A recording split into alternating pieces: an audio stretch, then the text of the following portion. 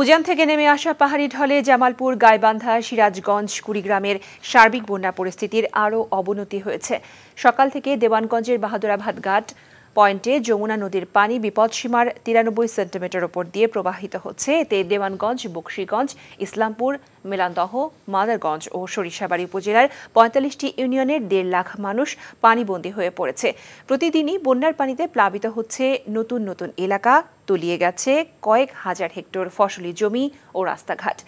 বন্যার পানির কারণে 136টি শিক্ষা প্রতিষ্ঠানে পাঠদান বন্ধ রয়েছে।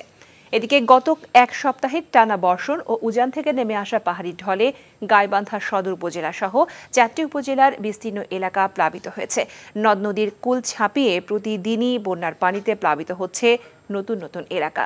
সেই সাথে লোকালয়ে পানি ঢুকে পড়ায় পানিতে তলিয়ে যাচ্ছে হাট বাজার, রাস্তাঘাট ও শিক্ষা প্রতিষ্ঠান। ইতোমধ্যেই জেলায় 80টি শিক্ষা প্রতিষ্ঠানে পাঠদান কার্যক্রম বন্ধ ঘোষণা করা হয়েছে।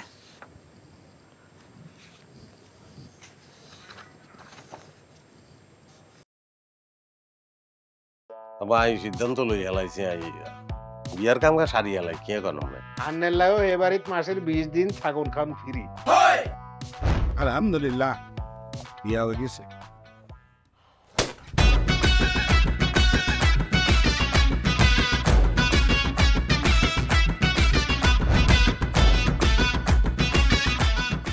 জীবনে কোনোদিন হুইনছেন লাউ আর কচুলই পোলার হোর বাড়িত কেউ গেছে আর কথার বাইরে যদি এক পা আপনি যান আই আন্নেরে সুজা তালাক দি দিমু বুঝছেন নি ভাইয়া কিছু টিয়া পয়সা দেন কামর দে আরে খাই পেলা লবণ দিয়ে আরে খাই পেলা আই চাই না আর জামাই ঘর জামাই থাক আন্নে আমারে আন্নেকো বাড়িতে লই চলেন।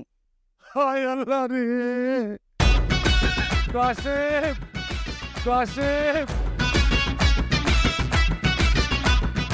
আমনেরে বহায় বহায় খাওয়াইতে পারতাম না আন্নে কাম করি খান। এরে কাম করছি নি খেতে কোনোদিন নাই আচ্ছা আর জীবনটা লই তুই এরকম চিনিমিনি কিল্লেই কিল্লি তুই কি আর হোলারে বিয়ে দি ওর বাড়িতে আড়াইছ না জেলখানা ঢুকেছিস? অন আরে তো ওই বাড়িতে একবার যাইতে হতে না কিনলে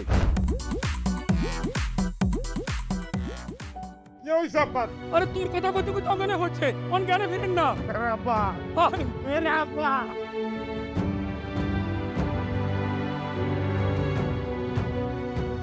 ওরে আর ডঙ্গের কথা রে, আমরা বলি স্বামী স্ত্রী, শুনেন আন্নে আর কাগজের স্বামী মনে প্রাণে ন। সরি আন্নে কালকে ও নাইগারে এতিমের লাইন হারাইতে চলে গেছেন এত রান্ন টিয়া পয়সা ক্যাশ কিচ্ছু দিয়ে যান না। আর আব্বুল্লাহকে একবেলা কথা কইছেন না হাইলে কলজে হাঁড়ি মরি যাইও ভাই। ব্যাকের লই মিলিমিশি কেমনে থাকুন যায় কেমনে শান্তিতে থাকুন যায় বাইসের কোনো দিন এমনি। তুই ঠিকই কইছিস বাজে, ঠিকই কইছিস। তুই আয়সার লোভে পড়ি আয় আর কোনো দিকে চাইবার সুযোগ হয় না, কোনোদিন ভাবিও না। অথচ মানুষ এই দুনিয়াতে বাঁচতে গেলে আরো যে মানুষ লাগে সেটা তো আমি জানতাম না। এখন জন্ম সনদ দিয়ে খোলো বিকাশ স্টুডেন্ট অ্যাকাউন্ট। নিজের বিকাশ নিজে কর।